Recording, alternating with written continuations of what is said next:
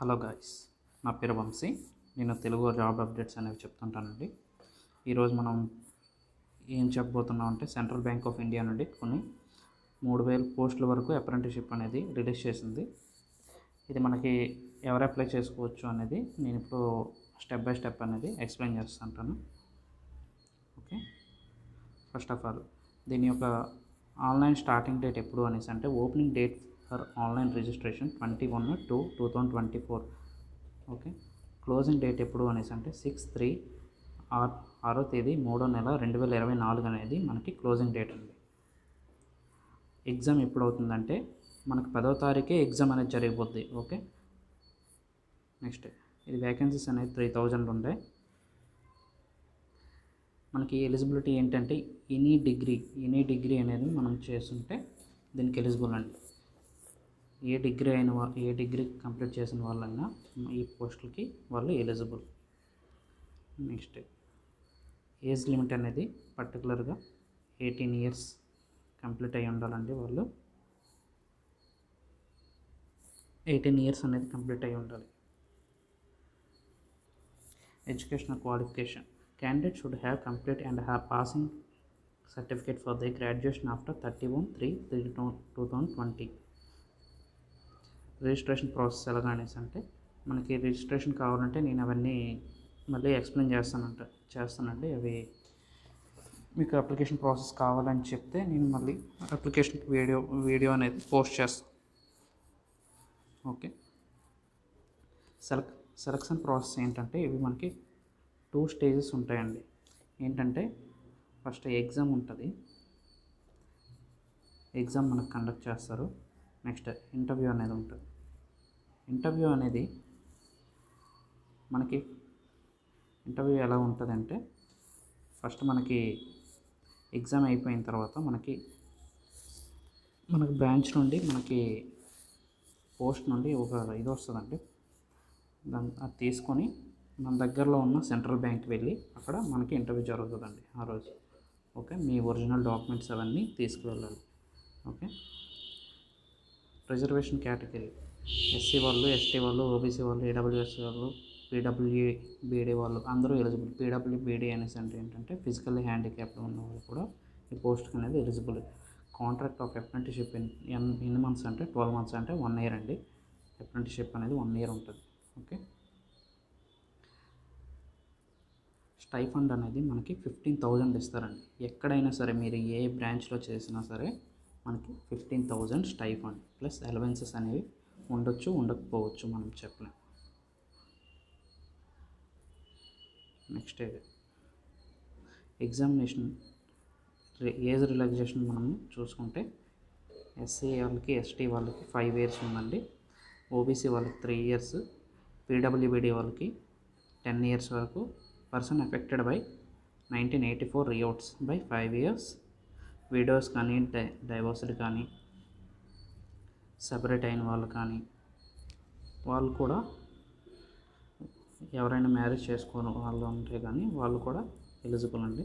Age concession up to age of 35 years వరకు వాళ్ళు apply చేసుకోవచ్చు. 35 నుండి జనరల్ ఈడబ్ల్యూఎస్ వాళ్ళు అప్లై చేసుకోవచ్చు. 38 ఇయర్స్ వరకు ఓబీసీ వాళ్ళు, 40 ఇయర్స్ వరకు ఎస్సీ ఎస్టీ వాళ్ళు అప్లై చేసుకోవచ్చు అండి. ఓకే, నెక్స్ట్ వీటి యొక్క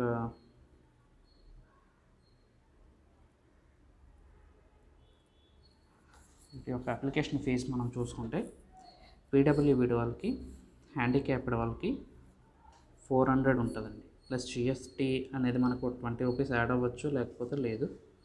18% జిఎస్టీ ఉంటుంది. జిఎస్టీ మనం పే చేయడం, జిఎస్టీ అనేది ఎస్జిఎస్టీ, సిజిఎస్టీ అనేది మనకి 2 జిఎస్టీస్ ఉంటాయండి. ఇది 9%, ఇది 9%. ఓకే, ఇప్పుడు జిఎస్టీ ఎలా క్యాలిక్యులేట్ చేస్తారు 400 కంటే? ఇప్పుడు 100% 400 ఉంది కదా, మనం 18% అనేది తీసుకోవాలి. 18% తీసుకుంటే 0 క్యాన్సిల్ చేస్తే 18 4 ఎంత అండి? 72 అనేది మనకి జిఎస్టీ పడుతుంది. ఓకే, 400 అంటే 472 ప్లస్ జిఎస్టీ యాడ్ అయితే, లేకపోతే 400 అండి ఫీజు.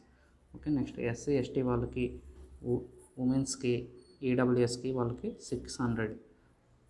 ఇంకా ఓబీసీ వాళ్ళకి, అదర్ క్యాండిడేట్స్ అంటే యూఆర్కి కానీ వాళ్ళకి 800 అండి.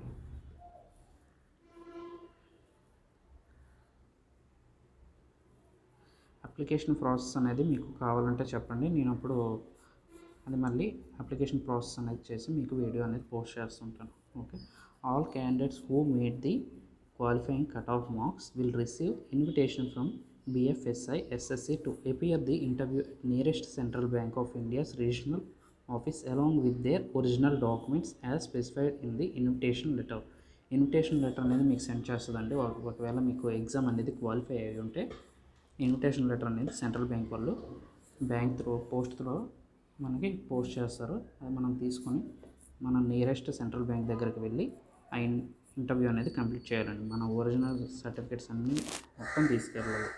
ఒకవేళ మీకు సర్టిఫికేట్ అనేది రాలేదు అనుకుంటే మీరు వాటికి సంబంధించిన డాక్యుమెంట్స్ అనేవి తీసుకెళ్ళాలి, కాలేజ్ వాళ్ళు ఇచ్చిన. ఓకే, నెక్స్ట్ పోస్ట్స్ అండి. మనం పోస్ట్ వైజ్ చూసుకుంటే అండమాన్ అండ్ నికోబార్ ఐలాండ్స్ అంటే అది యూటీ అంటే మీరు ఏదో అనవద్దు. యూటీ అంటే union territory. Okay, state wise పోస్టులు కావాలంటే మీరు అలా చూసుకోవచ్చు. ఇప్పుడు ఆంధ్రప్రదేశ్ హైదరాబాద్లో ఏం లేవు. ఆంధ్రప్రదేశ్ హైదరాబాద్, గుంటూరు సైడ్ మనకు 40 పోస్ట్స్ అనేవి ఉన్నాయి. ఆంధ్రప్రదేశ్ విజయవాడలో మనకు 30 పోస్టులు, ఆంధ్రప్రదేశ్ విశాఖపట్నంలో మనకు 30 పోస్ట్స్ అనేవి ఉన్నాయి.